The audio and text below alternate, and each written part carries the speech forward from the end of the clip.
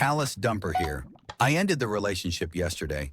I am grieving her. I am grieving our beautiful story.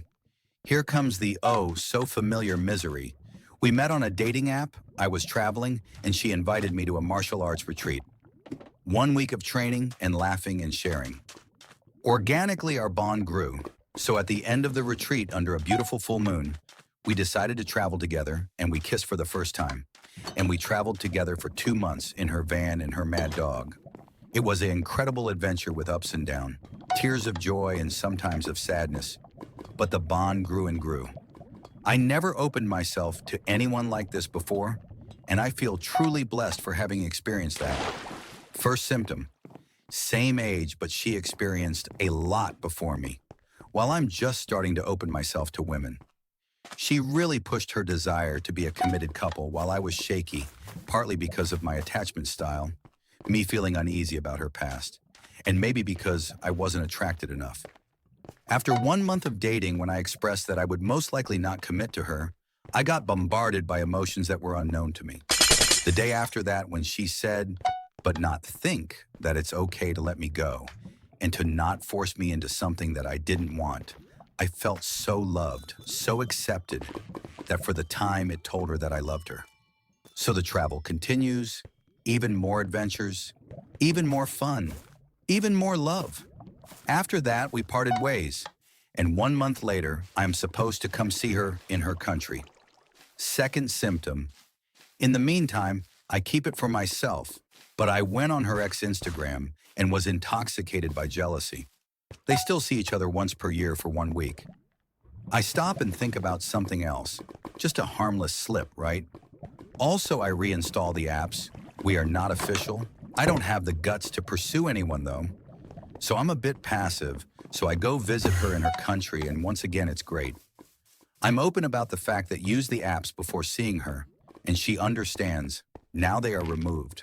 Our time here was so simple, less adventurous, but so sweet. Everything's so smooth. When I leave her at the airport, I leave her as my girlfriend and look at her with loving eyes. I remember that on the last day, instead of having sex, since she was a bit sick, I just said goodbye to every part of her body, one by one. Our time together was tender and loving. Third symptom. I was supposed to see her in 2 months, but little by little, with the distance, I grew a bit cold and started to be bothered by my lack of experience compared to her. Watched a lot of content on the matter and grew bitter. I started to look at her with cold eyes, seeing her physical flaws and so on. The external sources of stress of my life didn't help.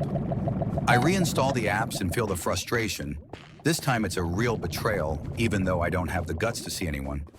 I didn't know at that time, but retroactive jealousy was slowly creeping in my mind.